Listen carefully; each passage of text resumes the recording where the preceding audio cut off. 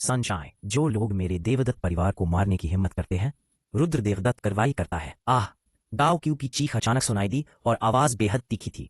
सुगान दूर से प्रकट हुआ, उसकी आंखें ठंडी हत्या की मंशा से भरी थीं। वह सुयुआन बा के सबसे बड़े बेटे हैं और सुहे के भाई भी हैं।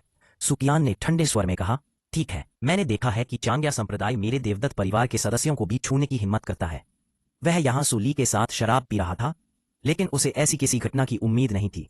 मैंने सोचा था कि सुली इसे संभाल सकती है, लेकिन मुझे उम्मीद नहीं थी कि चांग्या संप्रदाय देवदत्त परिवार के लोगों को मारने की हिम्मत भी करेगा। सुकियान को देखकर हानक्सी को राहत महसूस हुई। देवदत्त परिवार के सभी प्रत्यक्ष वंशज सामने आ गए हैं, इसलिए ऐसा लगता है कि आज सब कुछ ठीक हो जाएगा। सुकियान ने हु हुआन को ठंडेपन से देखा।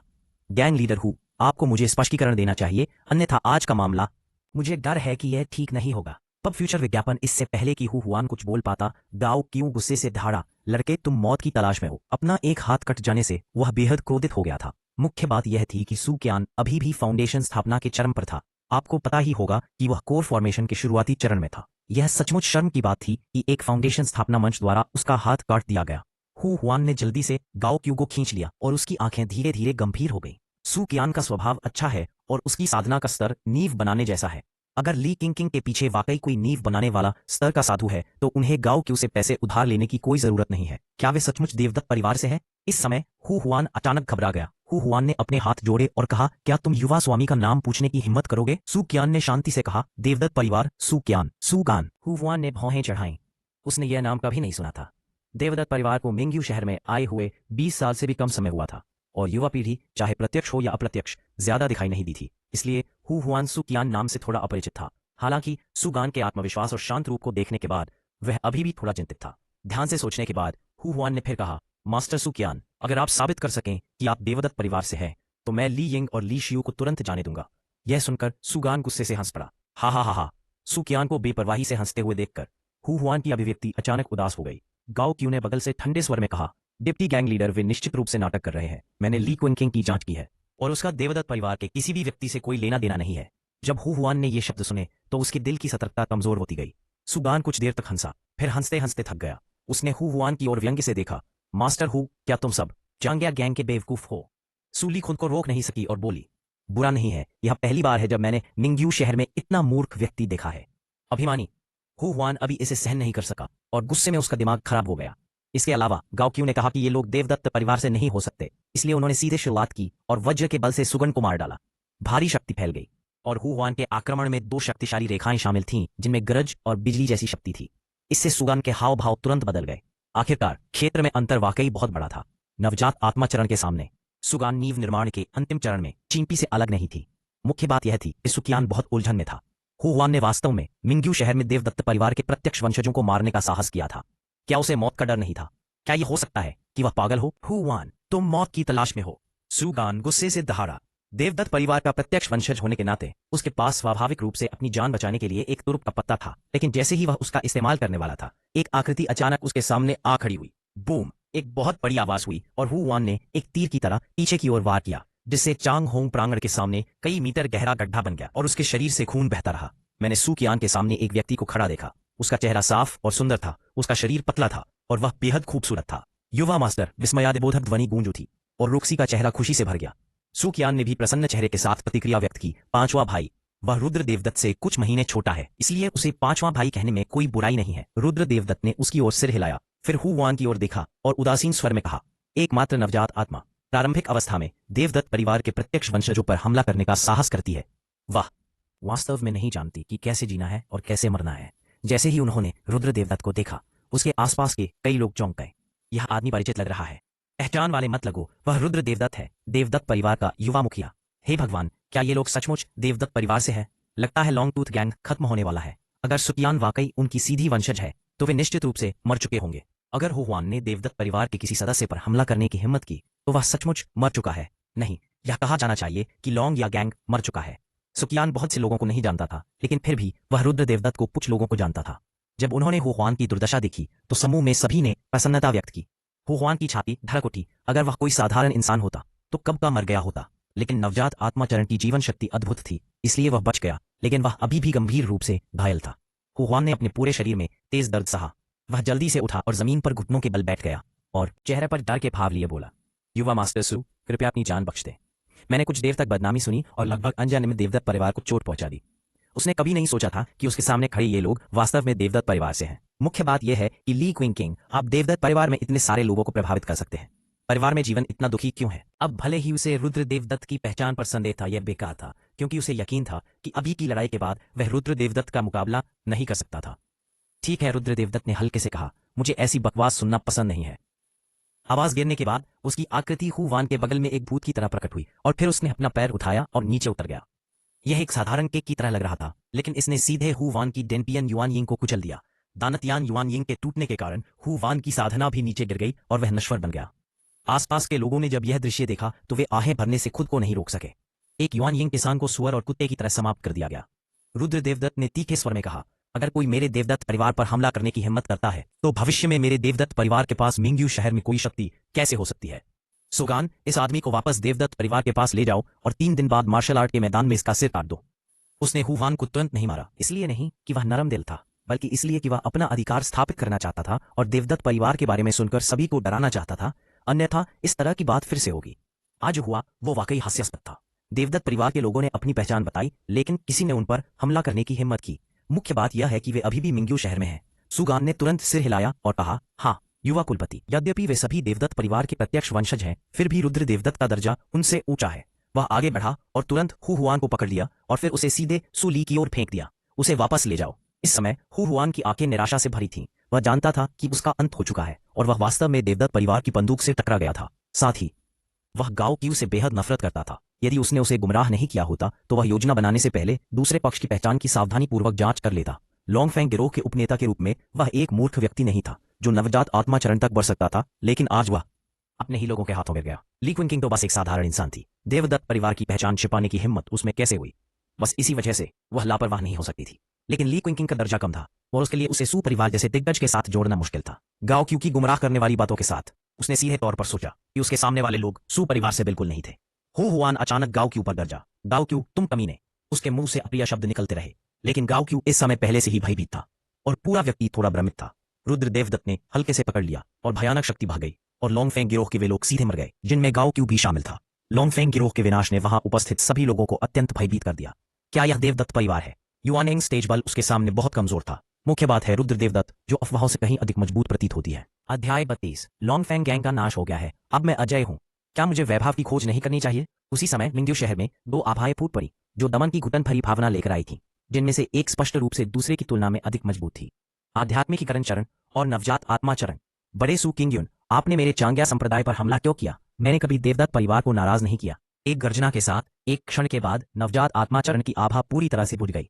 हर कोई हैरान था, विशेष रूप से चांगहोंग कोर्टयार्ड के बाहर मौजूद लोग, क्योंकि उन्हें पता था कि क्या हुआ था। कई लोगों के लिए नवजात आत्मा चरण एक शक्तिशाली व्यक्ति है, लेकिन ऐसा व्यक्ति देवदत्त परिवार के सामने इतना कमजोर है कि प्रतिरोध का कोई निशान भी नहीं है, इतनी आसानी से नष्ट हो गया। लेकिन कई लोगों का मानना है कि चांग्या गैंग के नेता की मौत बहुत अन्यायपूर्ण है और उसे बिना कुछ जाने ही मार दिया गया। हालांकि मिंग्यू शहर में इस तरह की बातें बहुत ज्यादा होती थीं।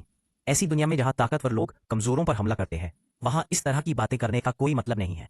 दूसरी ओर रुद्र देवदत्त ने हु हुआन की हत्या करने के बाद वह मौके पर ही गायब हो गया। रुक्सी ने उस जगह की ओर देखा जहां रुद्र देवदत्त गायब हो गई थी और फिर से सम्मानपूर्वक झुकी।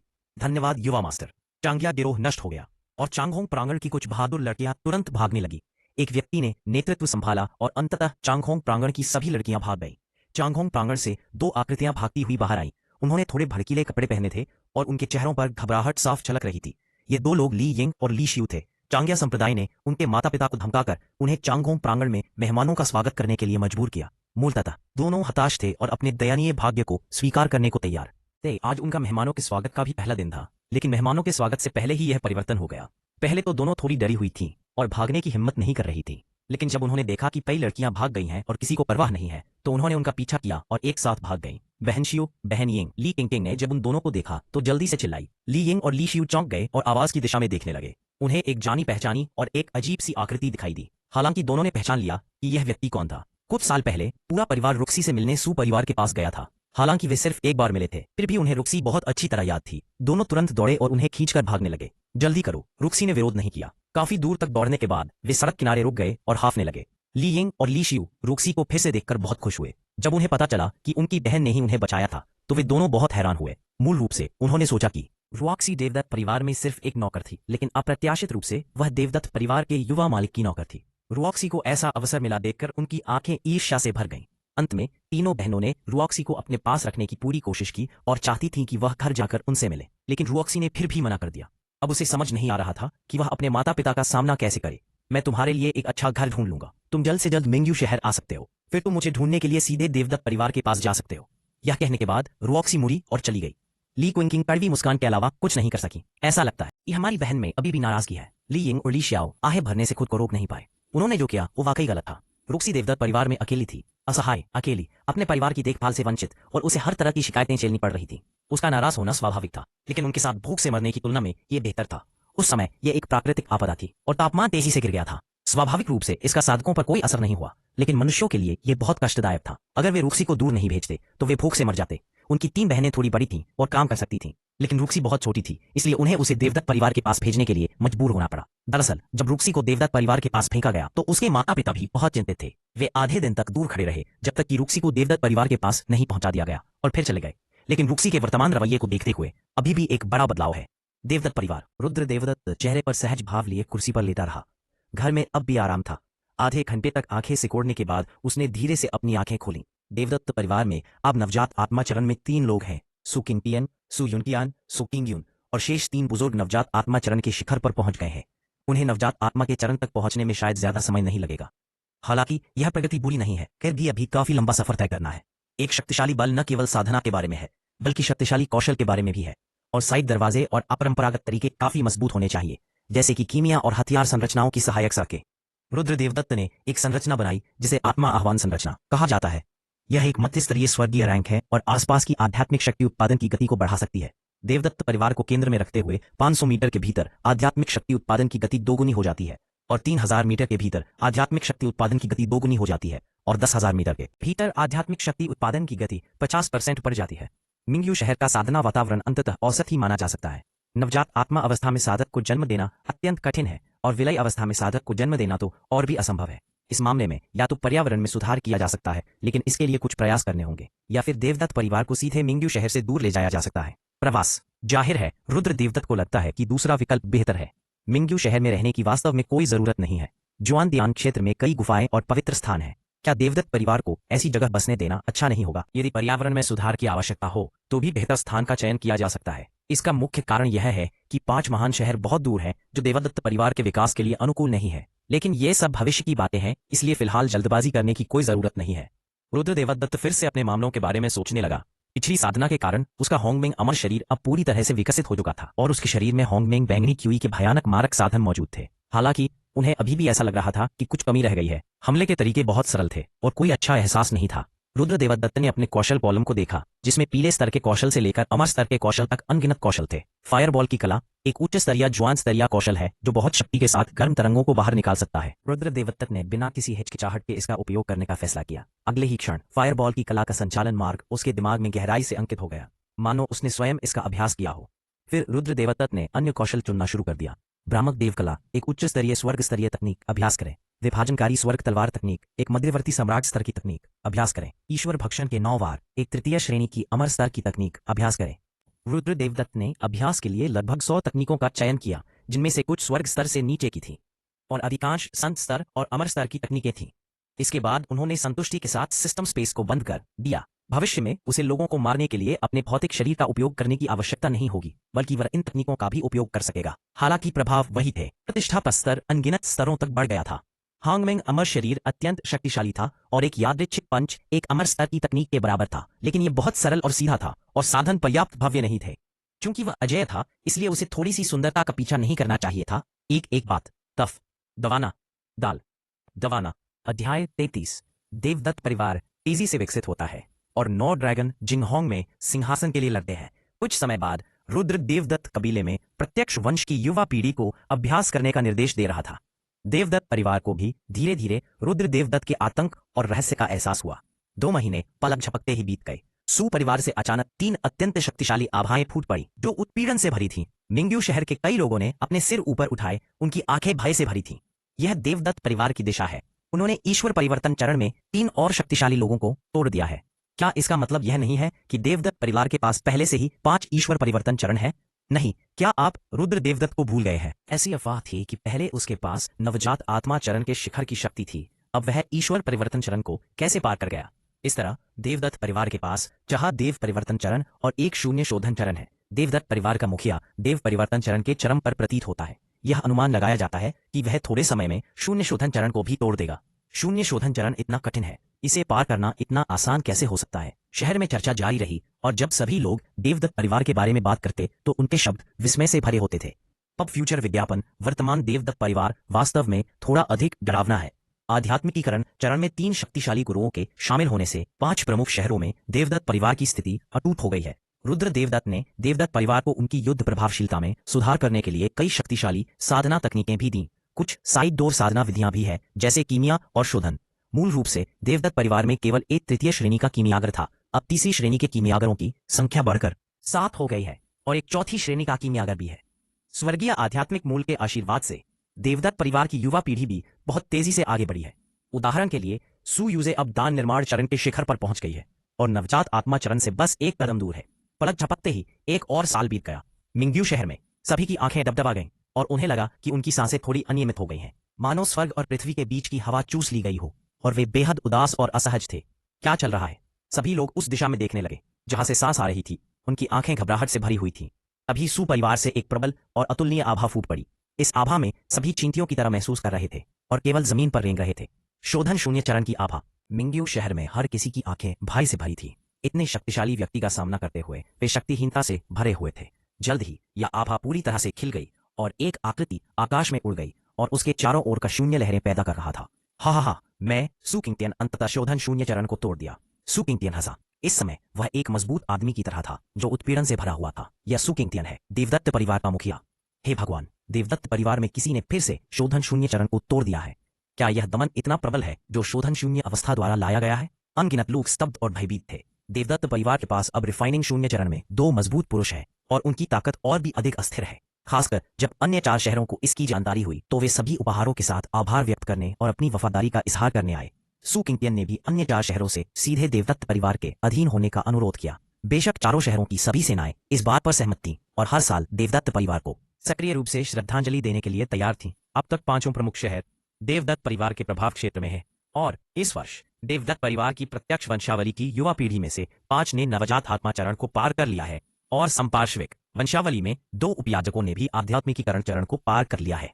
अब देवदत्त परिवार में अकेले आध्यात्मिकीकरण चरण में पूरे 8 लोग हैं और प्रत्यक्ष वंश और संपार्श्विक वंश के नवजात आत्मा चरण में लगभग 30 लोग हैं, जो एक अत्यंत भयावह संख्या है। एक और आधे साल के बाद सु होंग्युआन भी फिर से टूट गया और शून्य शोधन चरण का मध्य चरण बन गया, जिससे अन्य 4 शहर जो मूल रूप से असंतुष्ट थे अब कोई अन्य विचार नहीं रखते थे। देवदत्त परिवार का प्रत्यक्ष वंश मूल रूप से एक प्राकृतिक आध्यात्मिक जड़ है। साथ ही हर महीने वानबाओ मंडप द्वारा भेजे गए खेती के संसाधन मूल रूप से वे जल्दी से तोड़ सकते हैं और आगे बढ़ सकते हैं। कुछ समय के लिए देवदत्त परिवार एक अभूतपूर्व शिखर पर पहुंच गया और 5 प्रमुख शहरों की खबर जिंगहोंग साम्राज्य तक भी फैल गई, जिसने कई लोगों का ध्यान आकर्षित किया। जिंगहोंग साम्राज्य अब स्थिर नहीं है। महामहिम जिंगहोंग गुइयुआन साम्राज्य को तोड़ने के लिए पीछे हटना चाहते हैं, इसलिए वे पद छोड़ने के लिए तैयार हैं। हालांकि जिंगहोंग साम्राज्य को अपना शासन बनाए रखना था, इसलिए 9 राजकुमारों ने युवराज के पद के लिए प्रतिस्पर्धा शुरू कर दी। वर्तमान राजा जिंगहोंग सहित जिंगहोंग साम्राज्य ने कुल 3 सम्राटों को जन्म दिया है, लेकिन हर बार जब वे सिंहासन के लिए प्रतिस्पर्धा करते हैं तो लगभग सभी भाग लेने वाले राजकुमारों की मृत्यु हो जाती है और केवल अंतिम विजेता ही बचता है। दूसरे शब्दों में 9 लोगों में से केवल एक ही अंत में बच सकता है और वह है शाही परिवार, जो बेहद खूनी और क्रूर है। इसलिए इस अवधि के दौरान जिंगहोंग साम्राज्य बेहद अशांत रहा है। 9 राजकुमारों के पीछे कई मजबूत लोग हैं, जिनमें से सबसे मजबूत राजकुमार लियांगसू के मध्य चरण तक भी पहुंच गया है। उनके आसपास सबसे अधिक अनुयायी भी है।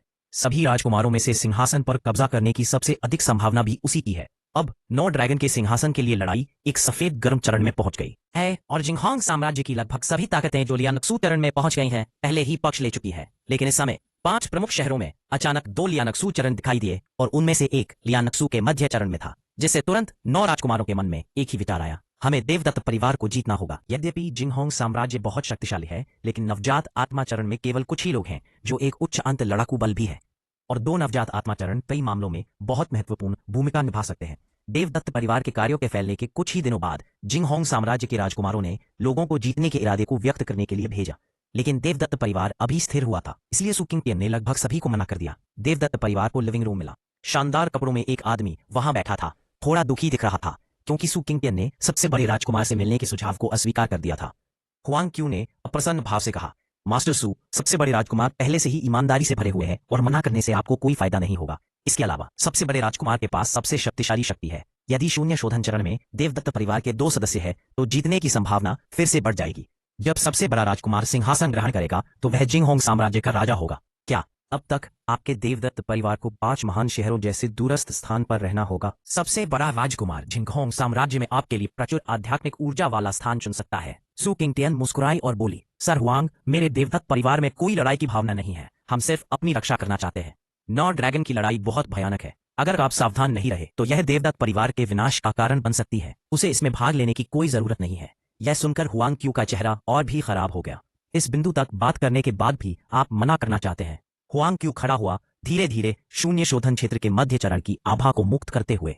वह क्रोधित शेर की तरह था। मास्टर सू, मुझे आशा है कि आप समझ सकते हैं कि 5 महान नगर अनियंत्रित हैं। यह जिंगहोंग साम्राज्य के प्रथम सम्राट और 5 नगर स्वामियों के बीच उनके कार्यकाल की शुरुआत में हुए एक समझौते से ज्यादा कुछ नहीं है।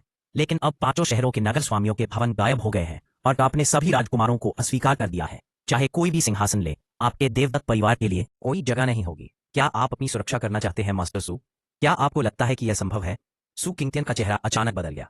हालांकि अब शून्य शोधन क्षेत्र में देवदत्त परिवार के 2 लोग हैं, फिर भी उनके पास जिंगहोंग साम्राज्य जैसे विशालकाय साम्राज्य से लड़ने की शक्ति नहीं है। यदि राजकुमार वास्तव में उन्हें याद रखना चाहता है तो चाहे कोई भी सिंहासन ले, उसके देवदत्त परिवार का सफाया हो जाएगा। हुआंग क्यू को सू किंगटियन से बकवास करने में बहुत आलस आ रहा था। उसने ठंडी सांस ली और मुंह फेर लिया। मास्टर सू, अपना ख्याल रखना। कमरे में सू किंगटियन ही एकमात्र बचा था और वह थोड़ा उदास लग रहा था। देवदत्त परिवार बस लगातार विकास करना चाहता है। क्या इतना आसान सा अनुरोध पूरा करना मुश्किल है? सिर हिलाते हुए सू किंगटियन ने बेबसी से आह भरी। दुनिया ऐसी ही है, ताकत की कमी ही मूल समस्या है। 2 दिन इसी तरह बीत गए। मालिक, बाहर कोई है जो आपसे मिलना चाहता है। उसने कहा कि वह मालिक का पुराना परिचित है। अध्याय 34। जिंगहोंग साम्राज्य के 7वें राजकुमार लिन जिन, लिविंग रूम को ही लीजिए। जब सू किंगटियन ने अंदर खड़े व्यक्ति को देखा तो उसने तुरंत आश्चर्य से कहा, भाई लिन जिन, यह आप क्यों हैं? स्वागत कक्ष में एक व्यक्ति खड़ा था। उसका चेहरा मिलनसार था। वह परिपक्व और स्थिर दिख रहा था और उसमें एक श्रेष्ठ व्यक्ति का हल्का सा आभास था। लिन जिन मुस्कुराया, भाई सू, बहुत समय हो गया मिलते हुए। सू किंगटियन तुरंत हंसे और बोले, भाई लिन, हमने एक दूसरे को बहुत समय से नहीं देखा है। आपको इतनी जल्दी नहीं जाना चाहिए। इस बार आपको अच्छा समय बिताना चाहिए और अच्छी ड्रिंक लेनी चाहिए। लिन जिन नाई को वह तब से जानता था जब वह किंग फेंग गिरोह का सदस्य था। यहां तक कि जब देवदत्त परिवार मिंग्यू शहर में प्रवास करने में सक्षम हुआ तो यह लिन जिन की मदद से ही संभव हुआ था। जब लिन जिन ने यह सुना तो उसके चेहरे की मुस्कान अचानक फीकी पड़ गई और वह कड़वाहट से मुस्कुराया। भाई सू, क्या आपको लगता है कि मैं अभी भी पीने के मूड में हूं?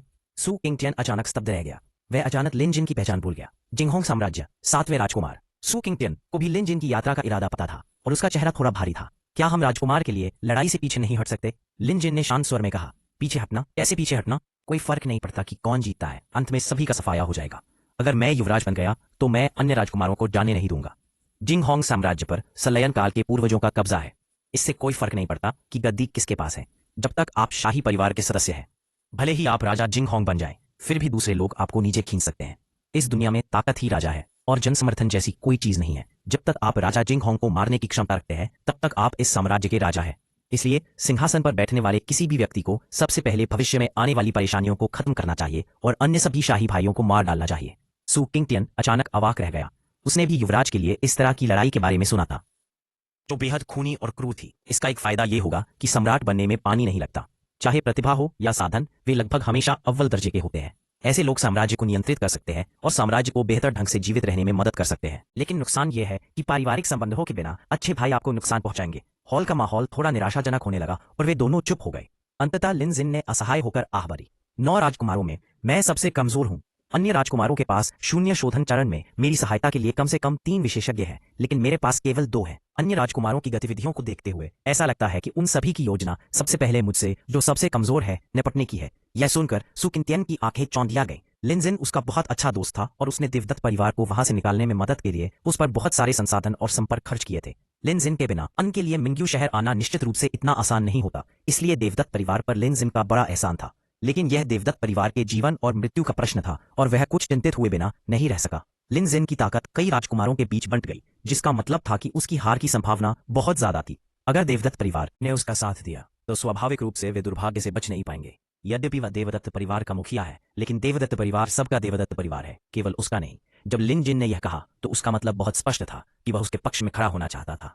अचानक सू किंगटियन ने पूछा, भाई लिन, मिंग्यू शहर आने से पहले आपने कहा था कि बच्चा पैदा होने वाला है, क्यों? यह लड़का है या लड़की? लिन जिन मुस्कुराया और बोला, मुझे लड़की को जन्म दिए कितना समय हो गया है, वह पहले से ही 18 साल की है। अगर मुझे मौका मिला तो मैं उसे आपसे मिलवाने लाऊंगा। बोलते हुए उसके मुंह के कोने में कड़वाहट की झलक थी। अगर वह विरासत हथियाने की लड़ाई में नाकाम रहा तो उसका परिवार जरूर खत्म हो जाएगा। मुझे डर है, ऐसा कोई अवसर नहीं है। लिन जिन ने भी सू किंगटियन की दुविधा देखी। वह खड़ा हुआ और बोला, ऐसी स्थिति में भाई सू, मैं अब आपको परेशान नहीं करूंगा। जिंग होंग साम्राज्य में अभी भी बहुत सी चीजें हैं जिनसे मुझे निपटना है। वह यह भी अच्छी तरह जानता था कि सू किंगटियन को अपने पक्ष में करने के लिए कहना बहुत जोखिम भरा था। इसीलिए लिन जिन आज देवदत्त परिवार के पास सिर्फ एक कोशिश करने के लिए आया था, और वह देवदत्त परिवार के उस एहसान का इस्तेमाल करके उसे मजबूर नहीं करना चाहता था। आखिरकार देवदत्त परिवार की मदद से भी विरासत की इस लड़ाई में उसके जीतने की संभावना ज्यादा नहीं है। देवदत्त परिवार को उसके पीछे पीछे मरते दम तक चलने की कोई जरूरत नहीं है। यह देखकर लिन जिन जाने वाला था, सू किंगटियन ने जल्दी से कहा, भाई लिन, एक क्षण रुको। मेरा देवदत्त परिवार ऐसा व्यक्ति नहीं है जो लाभ के लिए अन्याय करता हो। 9 राजकुमारों में से अन्य 8 ने पहले भी हमसे मिलने के लिए लोगों को भेजा है।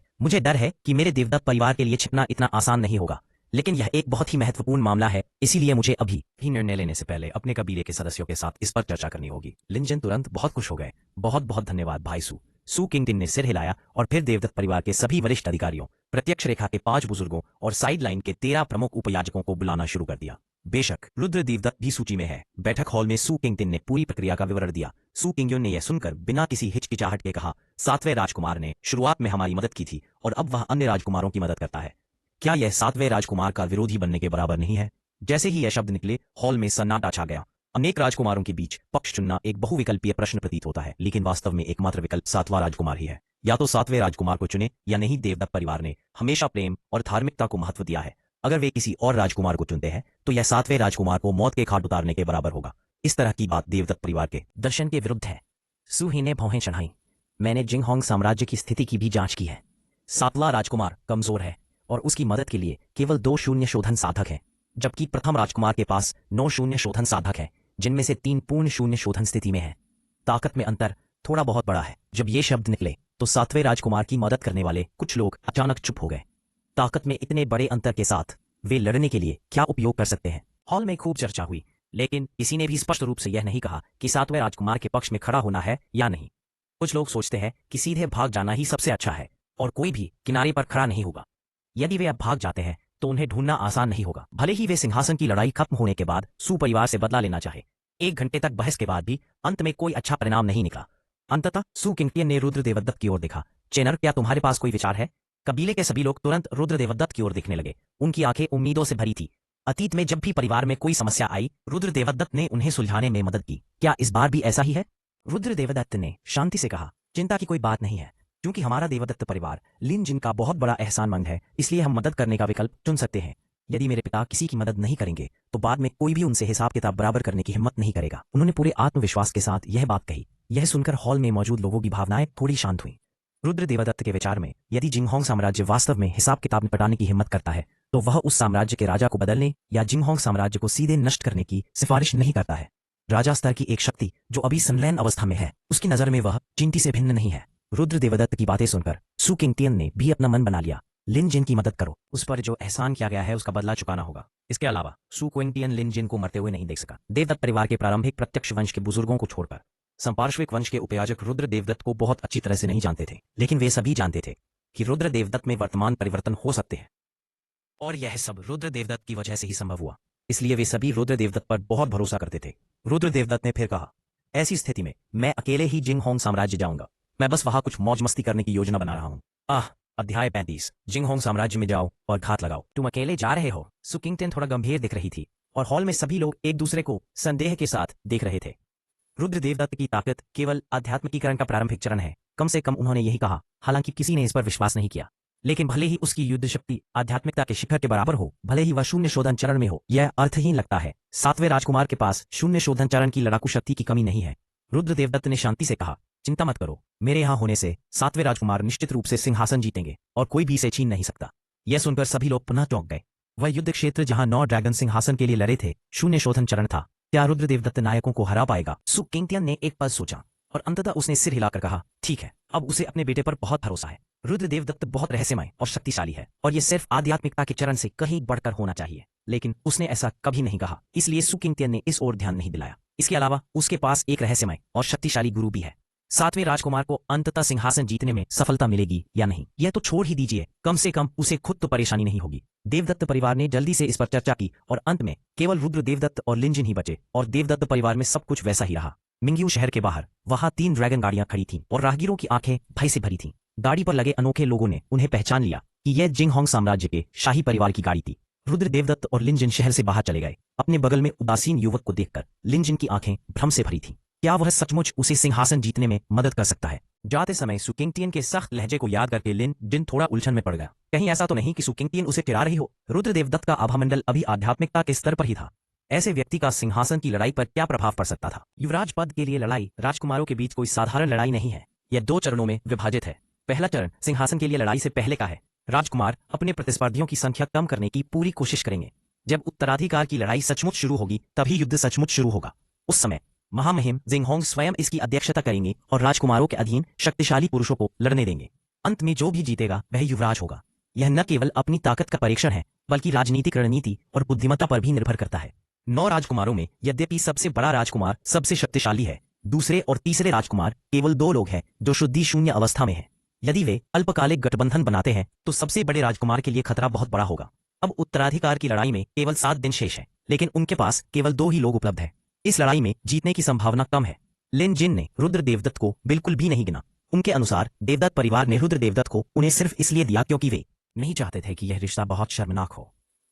लेकिन उसने उसे दोष नहीं दिया। आखिरकार उसके जीतने की संभावना बहुत कम थी। देवदत्त परिवार की मदद से भी वह अंतिम स्थिति नहीं बदल सका। वह नहीं चाहता था कि उसकी वजह से देवदत्त परिवार खत्म हो जाए। लिनजिन अपने दिल में आह भरने से खुद को नहीं रोक सका।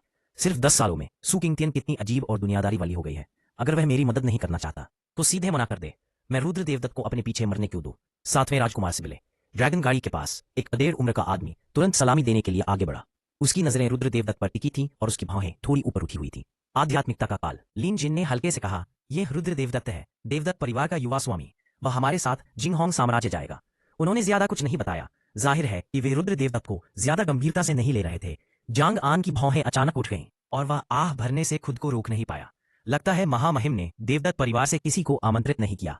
वह लिनजिन के आदेश के तहत रिफाइनिंग शून्य के प्रारंभिक चरण में से एक है और वह इस बार लिनजिन की रक्षा के लिए भी यहाँ है।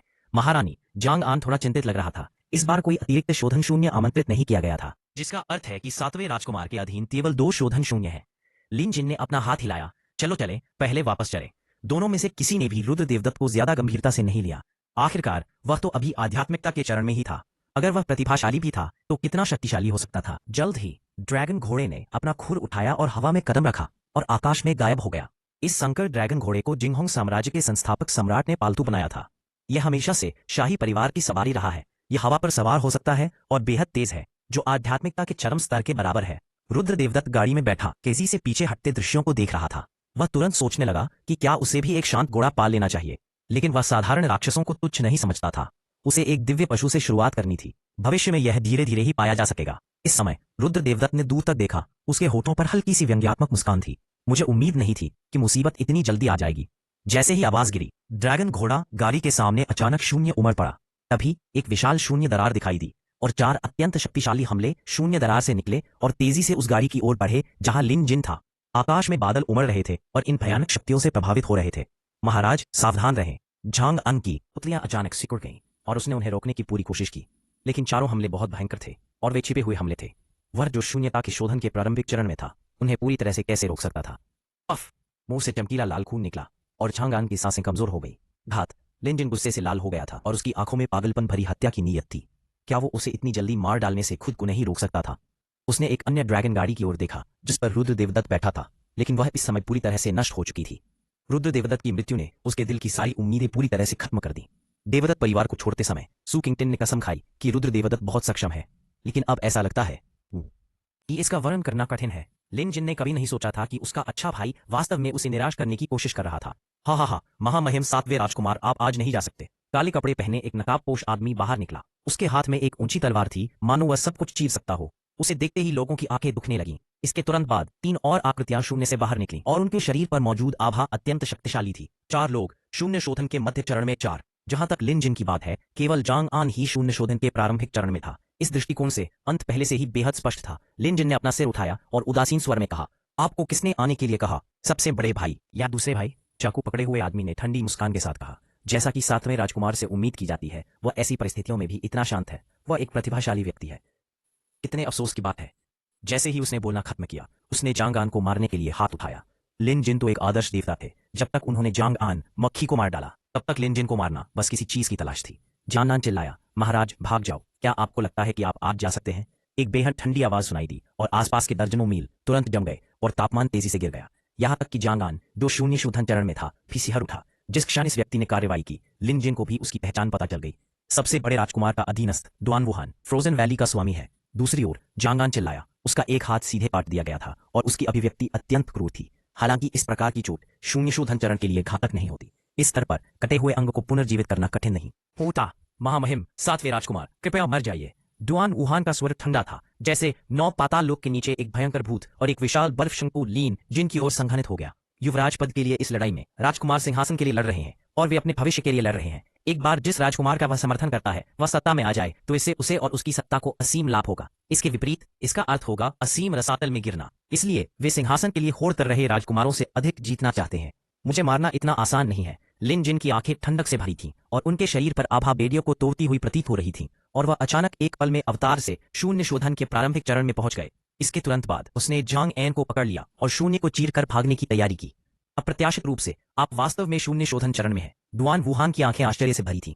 अध्याय 36। लिन जिन बूढ़े ठग के नाम पर कई छिपे हुए कार्ड हैं। तुम कहां भाग रहे हो? रिफाइनिंग शून्य चरण के हत्यारे ने एक चाकू को आकाश में फेंक दिया और चाकू की ऊर्जा ने आकाश को चीर दिया, सीधे लिन जिन द्वारा फाड़े गए शून्य दरार को काट दिया। इस समय चारों शोधन शून्य अवस्थाओं की आंखें प्रबल हत्या के इरादे से भरी हुई थीं। लिन जिन वास्तव में शोधन शून्य के प्रारंभिक चरण में था और उसके शरीर पर प्रबल आभा से यह स्पष्ट था कि वह बहुत पहले ही इस अवस्था को तोड़ चुका था।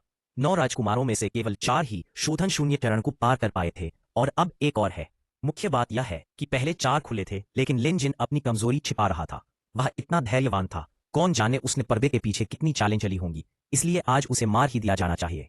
उसी समय चारों ने उसे मारने का मन बना लिया। सिंहासन के लिए लड़ाई अभी शुरू नहीं हुई है और लिन जिन जैसे लोग निश्चित रूप से कमजोरी दिखाएंगे, चुपके से ताकत जमा करेंगे और दूसरों को घातक प्रहार करने के अवसर की प्रतीक्षा करेंगे। वे ऐसे संभावित खतरों को अस्तित्व में नहीं आने देते। उसे मार डालूं। चारों एक साथ लिन जिन की ओर दौड़े और दुनिया हिलने लगी। धरती इस वेग को झेलने में असमर्थ लग रही थी और इंच इंच दरकने लगी। बेहद भयावह लग रही थी। पब फ्यूचर विज्ञापन, पहाड़ों और जंगलों में असंख्य निम्न स्तर के राक्षस भी डर के मारे भाग गए। जांग आन की आंखें भी सदमे से भरी थीं। जाहिर है उसे बस इतना पता था कि लिन जिन शून्यता के शोधन के शुरुआती चरण में था। फिर भी वह चिल्लाया, महाराज मेरी चिंता मत करो, भाग जाओ। लिन जिन ने उसकी बात अनसुनी कर दी। उसने अपनी कमर से जेड पेंडेंट उतारकर उन चारों पर फेंक दिया। एक क्षण में हिंसक ऊर्जा बाहर निकली और उसमें मौजूद 4 लोगों को अपने में समा लिया। यह ऊर्जा दुनिया को नष्ट करने में सक्षम प्रतीत हो रही थी।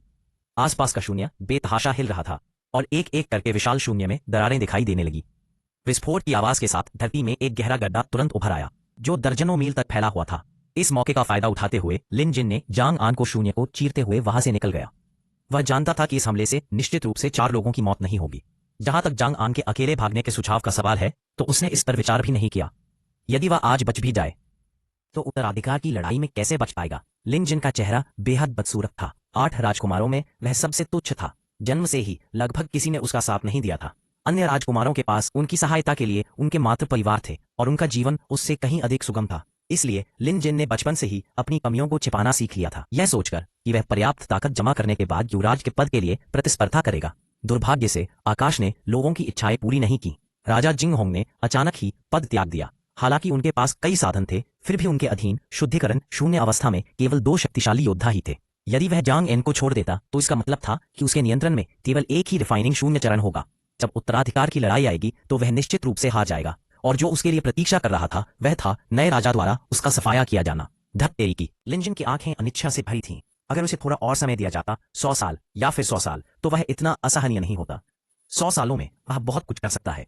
वह शून्य शोधन क्षेत्र के मध्य चरण को या यहां तक कि शून्य शोधन क्षेत्र के अंतिम चरण को भी पार कर सकता है और अधिक शून्य शोधन क्षेत्र विशेषज्ञों की भर्ती कर सकता है। जब वह युवराज के पद के लिए प्रतिस्पर्धा करने जाएगा तो उसके जीतने की संभावना बहुत बढ़ जाएगी। जैसे ही वह कुछ दर्जन मील दूर पहुंचा, 4 अत्यंत शक्तिशाली आभाओं ने तेजी से उसका पीछा किया, लेकिन वे पहले जितनी शक्तिशाली नहीं थीं। 7वें राजकुमार, अच्छी चालें। जैसे ही आवाज सुनाई दी, दर्जनों फीट के शून्य में एक दरार खुल गई। तभी प्रकाश की एक धार ने लिन जिन को मार डाला। इस चाकू की ताकत पहले से भी ज्यादा थी। यह जहां भी जाता जगह इंच इंच सिकुड़ जाती, जो बेहद भयानक था। उसी समय 3 अत्यंत भयंकर हमले भी लिनजिन को मार रहे थे। लिनजिन का चिंतित चेहरा अचानक शांत हो गया। वह अचानक रुक गया और अपने पीछे खड़े 4 लोगों को ठंडी नजरों से देखने लगा। मैंने देखा कि चारों हमले लिनजिन के सामने 10 मीटर की दूरी पर अवरुद्ध थे, मानो कोई अदृश्य अवरोध उन्हें रोक रहा हो। यह स्थिति देखकर चारों लोग स्तब्ध रह गए। अच्छा नहीं है। उसी समय स्वर्ग और पृथ्वी के बीच आग टिमटिमाने लगी और रहस्यमय और अजीब लाल धावों वाले विशाल स्तंभ तुरंत आसपास के स्थान में खड़े हो गए। स्तंभों से घिरे क्षेत्र में तापमान अचानक बढ़ने लगा और यहां तक कि रिफाइनिंग शून्य चरण में मजबूत लोगों को भी थोड़ा असहनीय महसूस हुआ। चारों लोग बाहर निकलना चाहते थे, लेकिन चारों खंभों से इतना दबाव पड़ रहा था कि उनके लिए आगे बढ़ना मुश्किल हो रहा था। लिनजिन की आंखें ठंडक से भरी थीं। यह जलता हुआ स्वर्ग शोधन संरचना मूल रूप से उत्तराधिकार की लड़ाई में इस्तेमाल करने के लिए थी, रिफाइनिंग शून्य चरण पूर्णता को मारने के लिए। लेकिन मुझे उम्मीद नहीं थी कि यह आप पर बर्बाद हो जाएगी। तुम लानत है। जलता हुआ स्वर्ग शोधन संरचना उच्च स्तरीय पृथ्वी स्तरीय संरचना अपनी मारक शक्ति के लिए प्रसिद्ध है। यह महसूस करते हुए कि उनका लगातार परिशोधन किया जा रहा है, चारों लोगों के चेहरे पर भय के भाव दिखाई दिए। क्या 7वें राजकुमार के पास वास्तव में कोई तुरुप का पत्ता है और उसका दिमाग वाकई बहुत खराब है? उन्होंने शुरू से ही ये सब हिसाब लगा रखा है। उन्हें सावधान करने के लिए अपनी साधना को उजागर करें, फिर समय में देरी करने के लिए विस्फोट का उपयोग करें और फिर यहाँ एक संरचना स्थापित करें ताकि वे चारा लेने के लिए प्रतीक्षा कर सकें। लिनजिन को यह सब शुरू से ही पता था। तुम सब मर जाओ। लिनजिन दहाड़ा। उसकी आंखें भयंकरता से भरी थीं। यह संरचना उनके तुरुप के पत्तों में से एक है, लेकिन अब इसका उपयोग किया जा रहा है, जिसका अर्थ है कि सिंहासन की लड़ाई में जीतने की उनकी मूल 20% संभावना अब बहुत कम हो गई है। चारों लोग दर्द से चिल्ला रहे थे। चिलचिलाती गर्मी उनके लिए असहनीय थी और वे अधिकतम 30 सांसों में ही पिघल जाते। तुम आगे क्यों नहीं बढ़ते? डुआन वुहान दहाड़े बिना नहीं रह सका। वह मूल रूप से बर्फ से जुड़े कौशल का अभ्यास करता था और इस चिलचिलाती गर्मी ने उसे बेहद असहज कर दिया था। जैसे ही ये शब्द निकले, शून्य से अचानक एक तेज तलवार जैसी रोशनी निकली और बर्निंग हेवन परगेटरी संरचना में एक छेद हो गया। अंदर का तापमान लगातार गिरने लगा और संरचना ठहरने के कगार पर पहुंच गई। बर्निंग हेवन परगेटरी फॉर्मेशन को अंदर से तोड़ना बेहद मुश्किल है। भले ही इसे रिफाइनिंग वाइट स्टेज में सिद्ध किया जाए, यह नहीं किया जा सकता है, लेकिन यह बाहर से बहुत सरल है, जो उसका बहुत बड़ा दोष भी है। उसी समय एक अजीब सी आकृति लिनजिन की ओर दौड़ी। उसके हाथ में खंजर था और उसकी आंखें ठंडक से भरी थीं, मानो वह कोई भावनाहीन मशीन हो। लिनजिन की पुतलियां अचानक सिकुड़ गईं और उनकी आंखें अविश्वास से भर गईं। उसे मारने के लिए उन्होंने वास्तव में 2 अंतिम चरण के रिफाइनिंग शून्य और 4 मध्य चरण के रिफाइनिंग शून्य भेजे। लानत है। लिनजिन का चेहरा बेहद बदसूरत था। सच कहो तो उसके पास अभी भी एक तुरुप का पत्ता था, लेकिन अगर उसने उसे ऐसी जगह इस्तेमाल किया तो राजगद्दी की लड़ाई का क्या होगा? वह क्रोध से भरा हुआ था। लानत है। मैं सबसे कमजोर हूं, फिर मुझे पहले क्यों मारना है? इन लोगों में से कम 3 समूहों के लोगों यानी 3 राजकुमारों ने एक ही समय में उस पर हमला किया। उनके नजरिए से वह सबसे कमजोर था और उसके पास युवराज पद के लिए प्रतिस्पर्धा करने का कोई मौका नहीं था। यह उसके लिए सिर्फ तमाशा देखने के बराबर था। तो क्या इसका उद्देश्य लड़ाई से पहले ही दर्शकों को मार देना है ताकि उनका फायदा न उठाया जा सके, है ना? लिनजिन की आंखें ठंडक से भरी थी। जब तुम सब मुझे मारना ही चाहते हो तो इसके बारे में सोचना भी मत। वह आगे बढ़ने ही वाला था, लेकिन उसने पाया कि वह बिल्कुल भी आगे नहीं बढ़ सकता। क्या चल रहा है? लिनजिन की आंखों में भय दिखाई दिया, लेकिन जल्द ही उसने पाया कि उसके आसपास के सभी लोग रुक गए थे और यहां तक कि पूरी दुनिया भी जमी हुई लग रही थी। अच्छा प्रदर्शन, अच्छा प्रदर्शन। एक हल्की सी सुस्त आवाज सुनाई दी और रुद्र देवदत्त धीरे धीरे शून्य से बाहर चला गया। जब उसने रुद्र देवदत्त को देखा तो लिनजिन की आंखें बेहद हैरान हो गईं। यह वही है। अध्याय 37 जिंगहोंग शहर में आगमन। इस वक्त लिनजिन की आंखें दहशत से भरी थीं। वो तो रुद्र देवदत्त था। ये कैसे हो सकता है? क्या वो मरा ही नहीं था? लिनजिन को रुद्र देवदत्त के अत्याचार का अत्यधिक एहसास हुआ। उसके शरीर की आध्यात्मिक शक्ति मानो किसी प्राकृतिक शत्रु से टकरा गई हो। वह उसके शरीर में सिकुड़ गई और हिलने की हिम्मत नहीं कर पा रही थी, मानो वह जम गई हो। बहुत डरावना। इस युवा मास्टर रुद्र देवदत्त में वास्तव में इतनी मजबूत ताकत है। लिनजिन ने सोचा कि सू किंगडान उसे चिढ़ा रही है, लेकिन उसने उम्मीद नहीं की थी कि वह गंभीर होगी। उत्पीड़न की इतनी प्रबल भावना के लिए उसे विलय अवस्था में एक शक्तिशाली साधक होना चाहिए। यदि उसे विलय अवस्था में एक साधक का समर्थन मिल जाए तो युवराज पद के लिए उसका मुकाबला कौन कर सकता है? जिंगहोंग साम्राज्य में विलय अवस्था में 3 महान साधक हैं, अर्थात राजा जिंगहोंग जो देश की रक्षा करने वाला सेनापति है, और ग्रैंड मास्टर, हालांकि बाद के 200 वर्षों से दुनिया में नहीं आए हैं और दोनों साधना के लिए एकांत में है। राजा जिंगहोंग के उत्तराधिकार युद्ध के नियमों में यह नहीं लिखा था कि विलय अवस्था के साधक को प्रवेश की अनुमति नहीं है। उनके अनुसार अगर राजकुमार को किसी शक्तिशाली विलय अवस्था साधक की मदद मिल जाए तो यह उसकी अपनी क्षमता होगी। रुद्र देवदत्त ने शून्य पर कदम रखा, जिससे एक धड़कती हुई आभा निकली, जिसने वहां उपस्थित सभी लोगों को अत्यधिक भयभीत कर दिया।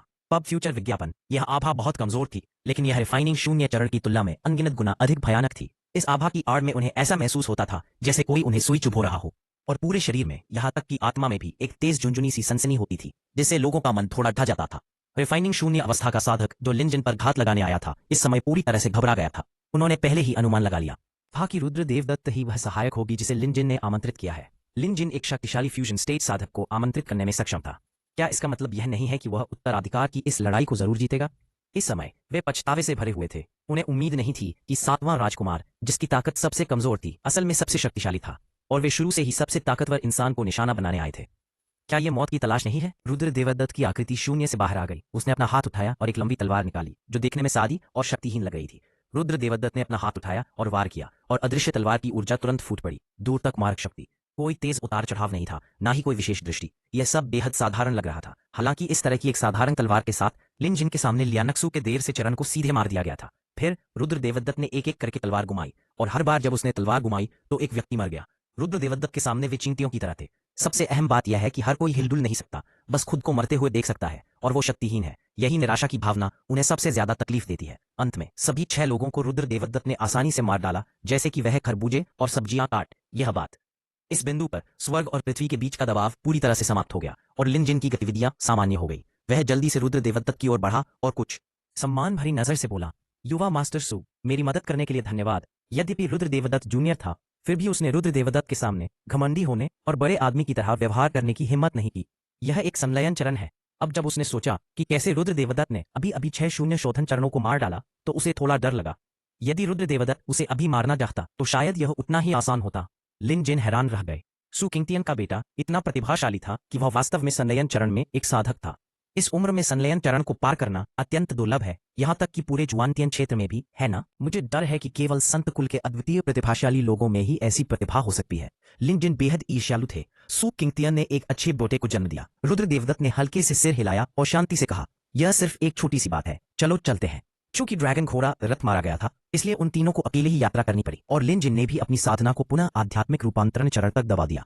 जहां तक रुद्र देवदत्त का प्रश्न है, उनकी आभा सदैव आध्यात्मिकता के स्तर की रही है। जांग अन ने अपना सिर घुमाकर उन दोनों की ओर देखा और अपनी लार को निगलने से खुद को नहीं रोक सका। यह सचमुच भयावह है। यह ठीक है कि एक शोधन शून्य अवस्था आध्यात्मिकीकरण अवस्था होने का दिखावा करे, लेकिन आप संलयन अवस्था में एक शक्तिशाली व्यक्ति वास्तव में आध्यात्मिकीकरण अवस्था होने का दिखावा करते हैं। आज जो कुछ भी हुआ उससे उसके मन में मिश्रित भावनाएं थी। असल में वह लिन जिन का बहुत बड़ा एहसानमंद था, इसलिए उसने उसकी मदद की।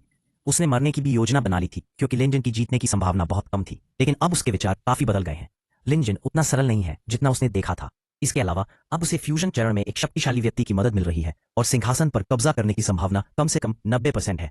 यह सोचकर जांग अन बहुत उत्साहित हो गया, और उसे ऐसा लगा जैसे वह किसी आपदा से बच गया हो। मरने की कोई जरूरत नहीं। यदि लिन जिन नए राजा बनते हैं तो उन्हें भी वर्तमान ग्रैंड मास्टर और देश की रक्षा करने वाले जनरल की तरह एक व्यापक भविष्य मिल सकता है। ये दोनों लोग ही थे जिन्होंने राजा जिंगहोंग को सिंहासन पर चढ़ने में मदद की थी। लिन जिन और रुद्र देवदत्त बहुत तेज नहीं थे, और जांग एन ने उन्हें शून्य से बाहर निकलने और जिंगहोंग साम्राज्य की ओर जाने के लिए नेतृत्व करने की पहल की। 5 प्रमुख शहर और जिंगहोंग साम्राज्य केवल 1000 मील की दूरी पर है, और वे पहले ही जिंगहोंग साम्राज्य में प्रवेश कर चुके हैं। लेकिन उनका लक्ष्य जिंगहोंग साम्राज्य का शाही शहर जिंगहोंग शहर है। राजा स्तरीय बल के रूप में जिंगहोंग साम्राज्य का क्षेत्रफल अत्यंत विशाल है, जिसमें कुल 27 काउंटी हैं, जिनमें से प्रत्येक का क्षेत्रफल हजारों मील है, जो अत्यंत विशाल है। रुद्र देवदत्त ने भी दिलचस्पी से चारों ओर देखा। यह कहना होगा कि जिंगहोंग साम्राज्य की आध्यात्मिक ऊर्जा वास्तव में 5 प्रमुख शहरों की तुलना में बहुत समृद्ध है, और ऐसी जगह पर प्राकृतिक खजाने और आध्यात्मिक पत्थर की नसों के जन्म की संभावना भी अधिक होगी। इसके अलावा यहाँ लोगों का प्रवाह भी अधिक है, और कोई भी शहर मिंग्यू शहर के आकार से 2 गुना है। 2 घंटे से भी कम समय बाद एक विशाल शहर नजर आने लगा। जिंगहोंग शहर यहाँ है। अकेले पैमाने की दृष्टि से यह शहर मिंग्यू शहर से लगभग 30 गुना बड़ा है, जो अत्यंत भयावह है। लिन जिन ने रुद्र देवदत्त को महल के भीतरी प्रांगण में एक विंग में ठहराया था, और 3 सुंदर महिलाओं को विशेष रूप से उसकी सेवा के लिए नियुक्त किया गया था। लिन जिन ने सम्मानपूर्वक कहा, युवा मास्टर सु, अगर आपकी कोई जरूरत है तो बस मुझसे पूछें, और जियो वांग उन्हें पूरा करने की पूरी कोशिश करेगा। रुद्र देवदत्त मुस्कुराया, धन्यवाद। यह देखकर कि रुद्र देवदत्त को बात करने की ज्यादा इच्छा नहीं थी, लिन जिन भी यार्ड से बाहर चले गए। उसी समय लिन जिन के जिंगोंग शहर लौटने की खबर तुरंत दूसरे राजकुमारों को भी लग गई। कुछ तो बहुत शांत थे, लेकिन 3 गंभीर लग रहे थे। प्रिंस म्यू का भवन, यह सबसे बड़े राजकुमार का निवास है। इस समय लिन म्यू की अभिव्यक्ति बेहद उदास थी, और उसने ठंडे स्वर में पूछा, अभी भी उनसे संपर्क नहीं हो पा रहा है? उसके बगल में एक बूढ़ा आदमी खड़ा था, जिसने बदसूरत भाव से सिर हिलाया। सबसे बड़े राजकुमार ने गहरी सांस ली, और उसकी आंखें फिर से शांत हो गई। इस बार लाओ सान और लाओ वो भी है जो कार्रवाई कर रहे हैं। हम तीनों लाओ क्यूई को नहीं हरा सकते। ऐसा लगता है कि लाओ क्यूई अभी भी बहुत गुप्त है, और वह शून्य शोधन चरण में 6 विशेषज्ञों के साथ भी इसे हल नहीं कर सकता है। यद्यपि उनका स्वर बहुत शांत था, लेकिन हर कोई यह बता सकता था कि शांति के पीछे क्रोध छिपा हुआ था। इस बार उसने एक अंतिम चरण के शून्य शोधन और एक मध्य चरण के शून्य शोधन को नष्ट कर दिया, और दोनों की मृत्यु हो गई। यह उसके लिए एक अपूरणीय क्षति थी। मूलतः शून्य शोधन चरण में उसके 9 विशेषज्ञ थे, लेकिन अब केवल 7 ही बचे थे।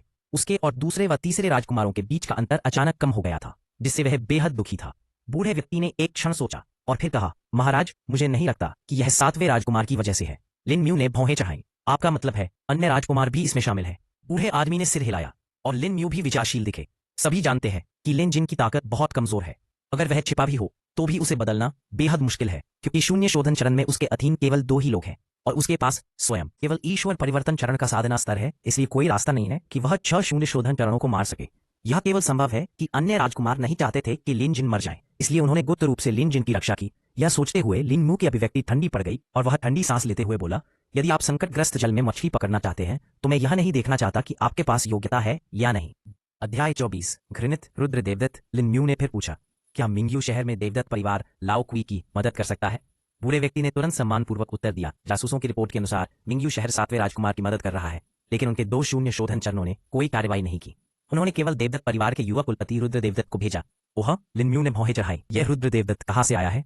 बूढ़े व्यक्ति ने एक क्षण के लिए अपने शब्दों को व्यवस्थित किया और फिर आगे बोला, इस व्यक्ति के बारे में बहुत सी खबरें हैं, जिनमें से सबसे अजीब बात यह है कि वह कुछ साल पहले तक केवल अमृत निर्माण की अवस्था में था, लेकिन एक गुप्त हमले में उसकी साधना समाप्त कर दी गई।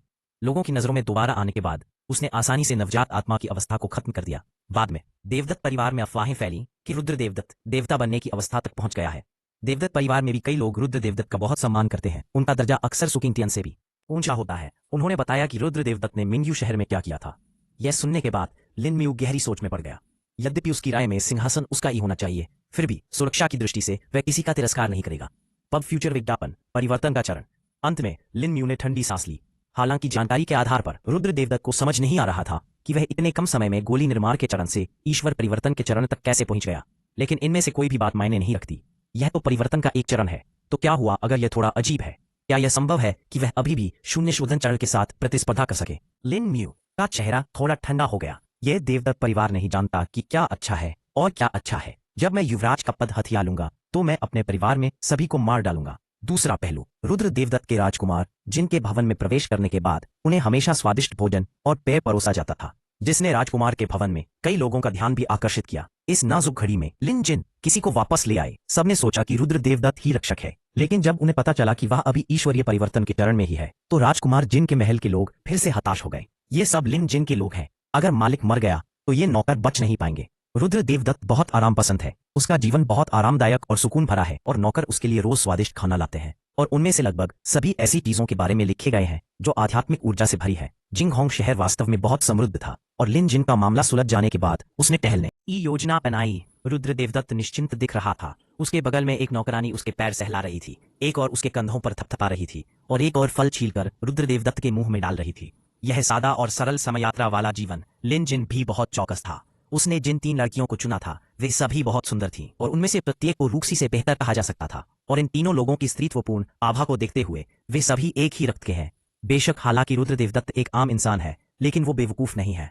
वो किसी के भी पास दौड़कर आ जाएगा। मिस, यही है। आंगन के बाहर अचानक एक नौकर की आवाज सुनाई दी। इसके तुरंत बाद एक धीमी आवाज आंगन में फैल गई। मास्टर सू, मेरी बेटी लिन यमेंग ने सुना कि मास्टर मिंग्यू शहर के देवदत्त परिवार से हैं, इसलिए वो यहाँ उन्हें श्रद्धांजलि देने आई है। रुद्र देवदत्त ने भौहें चढ़ाई। यह नाम बहुत जाना पहचाना लग रहा था। उसने राजकुमार जिन के महल के नौकरों से कभी कभार इसका जिक्र सुना था। वैसे यह राजकुमारी लिन जिन की बेटी लगती है। वो अपने साथ क्या कर रही है? अंदर आए, रुद्र देवदत्त ने हल्के से कहा और फिर ताइशी कुर्सी पर लेट गई। 3 नौकरानियों द्वारा लाए गए नरम आराम का आनंद लेना जारी रखा। जल्द ही 2 आकृतियां आंगन में आईं। आगे आगे एक दुबली पतली महिला चल रही थी, जिसकी आंखें चमक रही थीं, दांत सफेद थे और बाल बेदाग सफेद थे। उसने चेहरे पर हल्का सा मेकअप किया हुआ था, जिससे उसके पहले से ही आकर्षक गालों में और भी ज्यादा आकर्षकता आ गई थी। उसने हल्के हरे रंग की ड्रेस और गहरे सफेद रंग के कढ़ाईदार जूते पहने हुए थे। कुल मिलाकर उसका लुक बेहद स्मार्ट और आकर्षक था। केवल रूप और स्वभाव के मामले में रोशी की तुलना नहीं की जा सकती। दोनों के बीच का अंतर वास्तव में काफी बड़ा है। 100 अंकों के पूर्ण स्कोर पर रोशी के पास केवल 80 अंक होंगे, लेकिन लिन यमेंग के पास कम से कम 95 अंक होंगे। यद्यपि अंतर केवल 15 अंक का है, लेकिन यह अंतर आंखों से स्पष्ट दिखाई देता है। उसके पीछे एक 60 साल का बूढ़ा आदमी था। हालांकि उसने अपनी साधना छिपा रखी थी, फिर भी रुद्र देवदत्त ने देखा कि वह शून्यता शोधन अवस्था के मध्य चरण में एक भिक्षु था। ऐसा लगता है कि यह राजकुमार जिनके भवन का दूसरा शून्य शोधन चरण होना चाहिए। अंदर आकर लिन यमेंग ने रुद्र देवदत्त की तरफ देखा, जो आंखें बंद करके कुर्सी पर लेटा हुआ आनंद ले रहा था। उसकी भवें अचानक थोड़ी ऊपर उठ गईं और उसकी आंखों में नाराजगी झलक उठी। मैं आपसे मिलने आया हूं, लेकिन आप अभी भी सामान्य हैं और आप अभी भी लेटे हुए हैं, उठ भी नहीं रहे हैं। उसने भी उसे गंभीरता से नहीं लिया। मूल रूप से लिन यिमेंग ने सोचा था कि उसके पिता के पास इस समय एक देवता बनाने वाले व्यक्ति को यहाँ लाने का एक कारण होना चाहिए, लेकिन अब ऐसा लगता है कि रुद्र देवदत्त एक असली प्लेबॉय है। तीनों नौकरानियों ने भी देखा कि राजकुमारी थोड़ी नाखुश थी। उनके चेहरे पर घबराहट के भाव थे, लेकिन आखिरकार राजकुमार का आदेश था, इसलिए वे बस हिम्मत जुटाकर रुद्र देवदत्त की सेवा जारी रख सकती थी। ऊर्जा से भरे अंगूर खाते हुए रुद्र देवदत्त ने हल्के से कहा, बहन यिमेंग है ना, मैंने आपके बारे में सुना है, आप मुझसे क्या चाहती हैं? यिमेंग की बहन का नाम सुनकर लिन यिमेंग को अचानक पूरे शरीर में रोंगटे खड़े हो गए। लिन यिमेंग के चेहरे पर थोड़ा गुस्सा था। वह आरोप लगाने ही वाली थी, लेकिन आखिरकार उसने अपना गुस्सा दबा लिया। श्री सु, मेरे पिता ने घोषणा की है कि आप उत्तराधिकार की लड़ाई में भाग लेने वाले तीसरे व्यक्ति के रूप में राजकुमार जिन की हवेली का प्रतिनिधित्व करेंगे, इसलिए मैं आना चाहता हूं और देखना चाहता हूं कि श्री सु कौन है, मेरे पिता उनसे इतना प्यार क्यों करते हैं। लिन यिमेंग ने अपने चेहरे पर मुस्कुराहट ला दी और उसका स्वर सौम्य और शांत था। इस बार यहाँ आने का उसका मकसद बहुत सीधा था, यानी वह रुद्र देवदत्त की परीक्षा लेना चाहती थी। हालांकि उसे परीक्षा देने की जरूरत नहीं थी, फिर भी उसने सावधानी बरतते हुए सामान्य प्रक्रिया का पालन किया। लिन जिन ने रुद्र देवदत्त की ताकत को सार्वजनिक नहीं किया था। अब तक सिर्फ जांग आन और लिन जिन ही इसके बारे में जानते थे। उन्होंने अपनी जैविक बेटी लिन यिमेंग को भी नहीं बताया था। हालांकि रुद्र देवदत्त को देखकर लिन यिमेंग बेहद निराश हो गया। इससे पहले जब देवदत्त परिवार ने रिफाइनिंग शून्य चरण में 2 लोगों को जन्म दिया था, तब उसने देवदत्त परिवार की जांच की थी और स्वाभाविक रूप से रुद्र देवदत्त को अच्छी तरह से जानती थी। उन्होंने कुछ विविध जानकारी हटा दी और अंततः एक निष्कर्ष पर पहुंचे, यानी देवदत्त परिवार 2 साल से भी कम समय में ईश्वर परिवर्तन चरण की 2 शक्तियों से वर्तमान तक पहुंच गया। इसके पीछे शायद रुद्र देवदत्त का हाथ था। इस निष्कर्ष के अनुसार तथा इस तथ्य के आधार पर कि उसके पिता विशेष रूप से रुद्र देवदत्त को वापस लाए थे, उसका मानना था कि रुद्र देवदत्त निश्चित रूप से उतना सरल नहीं होगा जितना वह दिखता है। लेकिन अब ऐसा लगता है, हालांकि लिन यिमेंग जानती थी कि उसे लोगों का मूल्यांकन दिखावे से नहीं करना चाहिए, लेकिन रुद्र देवदत्त बिल्कुल भी मास्टर जैसी नहीं दिखती थी।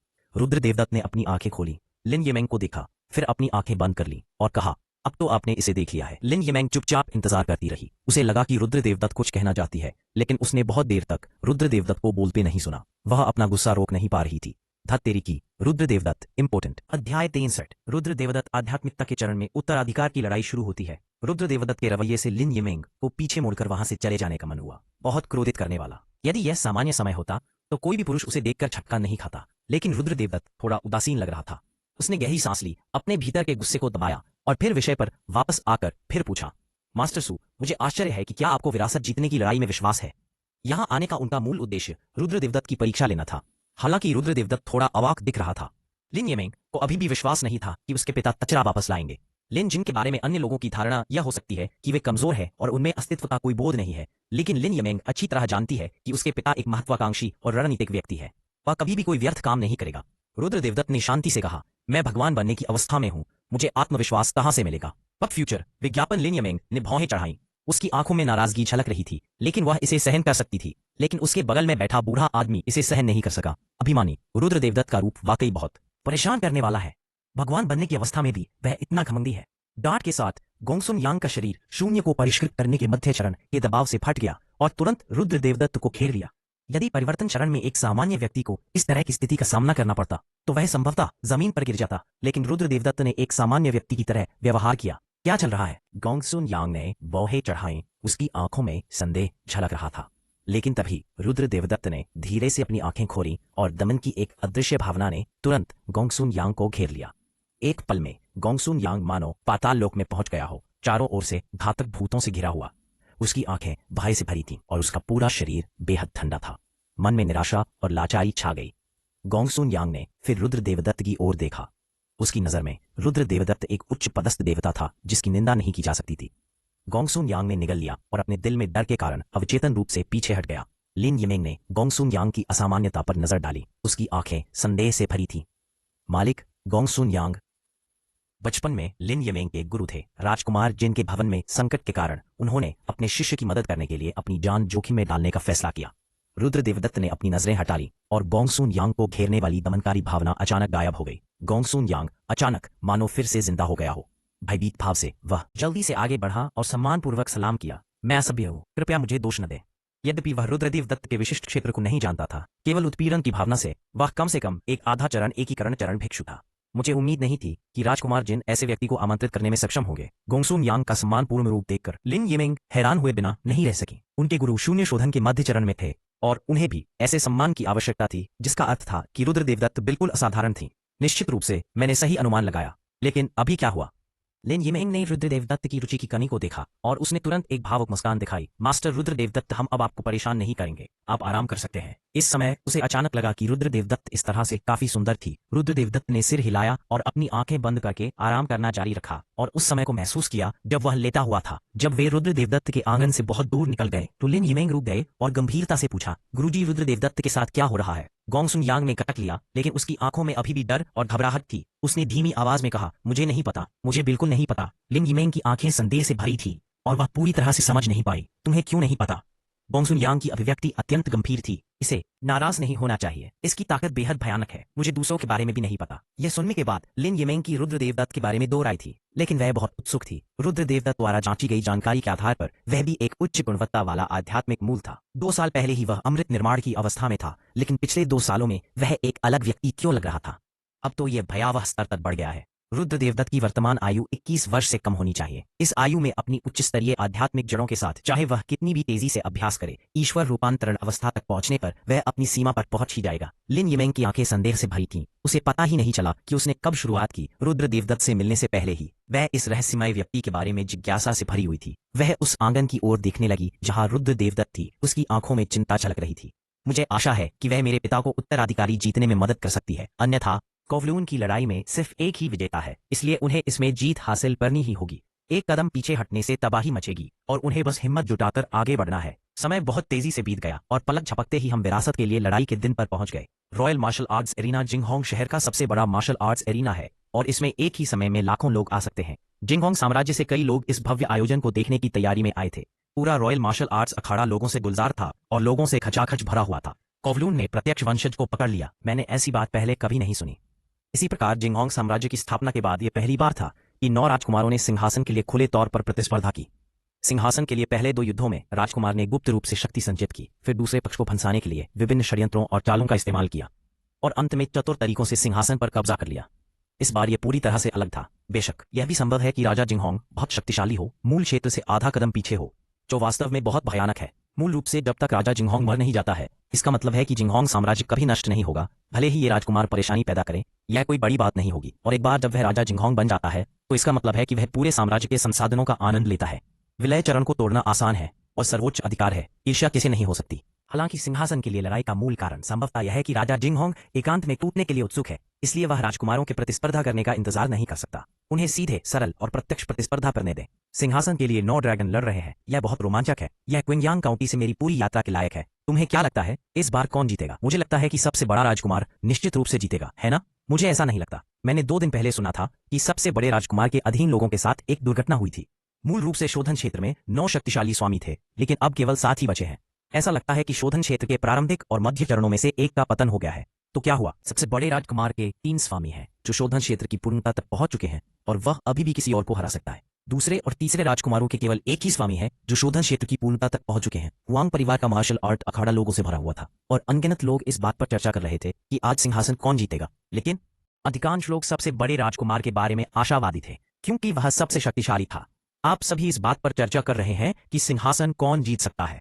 वैसे भी मुझे लगता है कि 7वां राजकुमार निश्चित रूप से नहीं जीतेगा। मैंने समर्थन किया। यह बहुत मजेदार है। मैंने सिंहासन की लड़ाई के लिए घोषित लोगों की सूची देखी। दरअसल 7वें राजकुमार के अधीन एक युआनयिंग चरण साधक है। क्या वह हताश है? सिंहासन युद्ध में सभी लोग लियानक्सू चरण साधक हैं, लेकिन 7वें राजकुमार एक हुआशेन चरण साधक को लेकर आए हैं। यह वास्तव में बहुत मजेदार है। क्या ऐसा मूर्ख मेरे जिंगहोंग साम्राज्य का राजा बनने के योग्य है? मजाक मत करो। 7वें राजकुमार के बारे में भी खूब व्यंग्य किए गए। किसी ने नहीं सोचा था कि वह जीत सकता है। 7वें राजकुमार के बारे में बात करते समय उनका लहजा किसी विदूषक का उपहास करने जैसा था। मैं केवल इतना कह सकता हूं कि हर जगह कीबोर्ड योद्धा मौजूद होते हैं। अध्याय 40। राजा जिंगहोंग रॉयल मार्शल आर्ट क्षेत्र, तैयारी हॉल। अंदर आकृतियां खड़ी थीं। उनमें से प्रत्येक की आभा बहुत मजबूत थी और आगे चल रहे 9 लोग जिंगहोंग साम्राज्य के 9 राजकुमार थे। उनमें से कुछ के चेहरे ठंडे थे, कुछ के चेहरे पर हल्की मुस्कान थी और कुछ घबराए हुए लग रहे थे। 9 लोगों में सबसे बड़े राजकुमार के पीछे खड़े व्यक्ति की आभा सबसे प्रबल थी और जब अन्य राजकुमारों ने उसकी ओर देखा तो उनके भाव बहुत गंभीर थे। 7वें राजकुमार, आप तो आध्यात्मिकता का चरण भी लेकर आए, क्या आप इतना कुछ जीतना चाहते हैं? तीसरे राजकुमार लिन यू ने हल्के से कहा। हालांकि उनकी अभिव्यक्ति बहुत शांत लग रही थी, लेकिन उनकी आंखों में अवमानना को छिपाना मुश्किल था। यह सुनकर बाकी लोगों ने भी 7वें राजकुमार की ओर देखा। संपूर्ण तैयारी कक्ष में कुछ राजकुमारों को छोड़कर जो आध्यात्मिकरण चरण में निपुण थे, अन्य सभी साधक शून्यता शोधन चरण में थे। और रुद्र देवदत्त की आकृति विशेष रूप से आकर्षक थी। सभी ने लिन जिन को घृणा भरी नजरों से देखा। लिन म्यू ने पहले सोचा था कि लिन जिन के आध्यात्मिकरण चरण के साधक को लाने के पीछे कोई गुप्त उद्देश्य था, या उसने अपनी साधना को छुपाया था और उसे तुर्प के पत्ते के रूप में इस्तेमाल करने की तैयारी कर रहा था। पब फ्यूचर विज्ञापन। लेकिन अब जब वे मिल चुके थे तो उन्हें लगभग यकीन हो गया था कि रुद्र देवदत्त ने अपनी साधना को बिल्कुल भी नहीं छिपाया था। इस बार जीत सुनिश्चित करने के लिए लिन म्यू ने एक खोजी खजाना भी उधार लिया जो पृथ्वी रैंक के मध्य स्तर का था और मूल रूप से कोई भी उसकी दृष्टि से बच नहीं सकता था। लिन म्यू ने लिन जिन को ठंडेपन से देखा। उसकी आंखों में एक हल्की सुनहरी रोशनी चमक रही थी और वह तिरस्कार पूर्वक मुस्कुराया। शून्यता शोधन अवस्था के प्रारंभिक चरण में अपनी साधना को छिपाने का क्या मतलब था? शून्यता शोधन अवस्था के केवल 2 ही साधक उपलब्ध थे। उत्तराधिकार की लड़ाई के नियम बहुत सरल थे और सामान्य प्रतियोगिताओं के समान थे, अर्थात राजकुमार अपने अधीनस्थों में से एक को मंच पर आने और अन्य राजकुमारों को चुनौती देने के लिए चुनते थे और चुनौती देने वाला इनकार नहीं कर सकता था, भले ही क्षेत्र में अंतराल हो। उदाहरण के लिए, यदि सबसे बड़ा राजकुमार किसी शून्य शोधन चरण के साधक को किसी प्रारंभिक चरण के साधक को चुनौती देने के लिए भेजता है तो वह मना नहीं कर सकता, जिसे बहुत अनुचित कहा जा सकता है। इसका मतलब यह था कि दोनों राजकुमार एक ही समय में एक व्यक्ति को निशाना बना सकते थे और उसके अधीनस्थों को विशेष रूप से चुनौती दे सकते थे। यदि कोई नहीं बचा तो राजकुमार या तो अकेले ही चला जाएगा या फिर हार मान लेगा। अंत में जो भी जीतेगा वह जिंगहोंग साम्राज्य का राजा होगा। नियम बहुत ही अनौपचारिक है, लेकिन नियम जितने अनौपचारिक होंगे उतनी ही कम खामियां होंगी तथा प्रतिस्पर्धा उतनी ही अधिक व्यक्ति की अपनी कठोर शक्ति और रणनीति पर आधारित होगी। लिन जिन ने हल्के से कहा, यह अभी भी अज्ञात है कि कौन जीतेगा या कौन हारेगा। लिन यू ने अपने होठों को थपथपाया और तिरस्कार के साथ कहा, तो ओल्ड 7 को अभी भी पूरा विश्वास है कि वह हमें हरा सकता है? ऐसा लगता है कि आपके पास अभी भी कुछ तुरुप के पत्ते हैं जिनका आपने उपयोग नहीं किया है। सभी ने तुरंत लिन जिन की ओर देखा और फिर उसके पीछे खड़े 3 लोगों पर गंभीरता से नजर डाली और अंत में फिर से उपहास किया। एक आध्यात्मिकीकरण चरण में है, एक शोधन शून्यता के प्रारंभिक चरण में है और एक शोधन शून्यता के मध्य चरण में है। ऐसा संयोजन क्या कर सकता है, भले ही उसके पास तुरुप का पत्ता हो? हालांकि यही तर्क है, फिर भी लिन जिन को देखने वाले कई लोगों की नजरें बदल जाती हैं। जब राजगद्दी की लड़ाई शुरू होगी तो वे सबसे पहले उससे छुटकारा पाएंगे। सभी को लड़ने और खून खराबे से बचाने के लिए वह बाहर आता और इसका फायदा उठाता। जब लिन यू ने यह दृश्य देखा तो उसके मुंह के कोने थोड़े ऊपर उठ गए। सभी को लिन जिन से नफरत करने दो ताकि एक व्यक्ति को बाहर किया जा सके और सभी का एक प्रतियोगी कम हो। यद्यपि 9 लोगों और 8 लोगों के बीच केवल एक अंतर है, लेकिन इससे सिंहासन के लिए प्रतिस्पर्धा की संभावना बहुत बढ़ जाएगी, इसलिए सभी के विचार एक साथ करीब है। 5वें राजकुमार लिन होंग ने अचानक अपने होठों पर एक हल्की मुस्कान के साथ कहा, भाई, क्योंकि आप सबसे मजबूत हैं और 7वें भाई के पास सिंहासन के लिए प्रतिस्पर्धा करने का कोई मौका नहीं है, इसलिए आप मेरे साथ उससे निपटने का इंतजार क्यों नहीं करते ताकि 7वां भाई जल्दी आराम कर सके और अपनी शक्ति दिखा सके।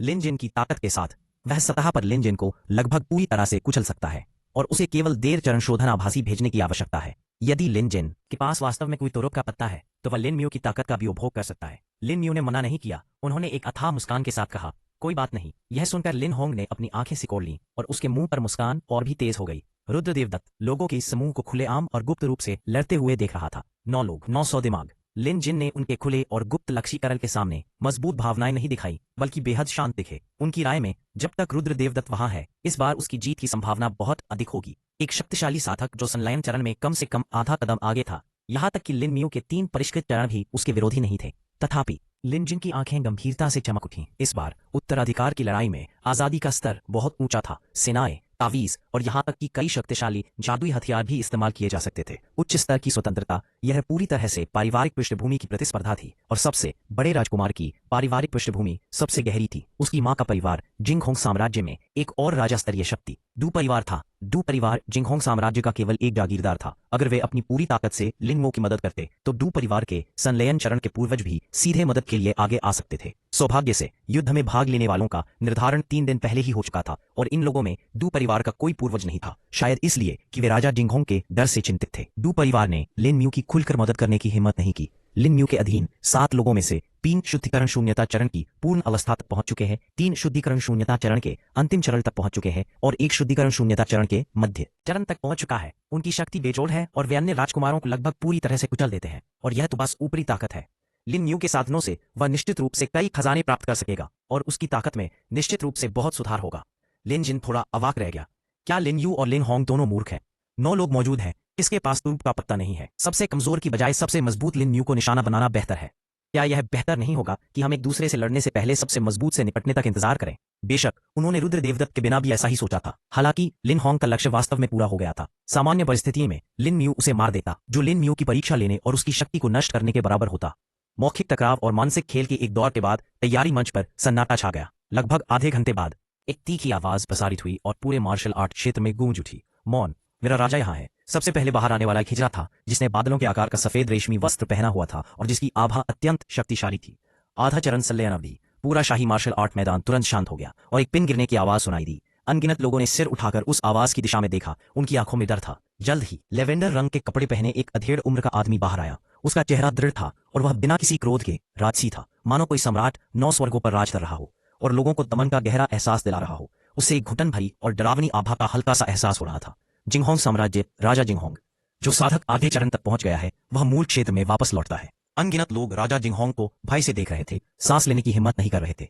यह जिंगहोंग साम्राज्य की जादुई सुई है। जब तक यह मौजूद है, जिंगहोंग साम्राज्य कभी नष्ट नहीं होगा।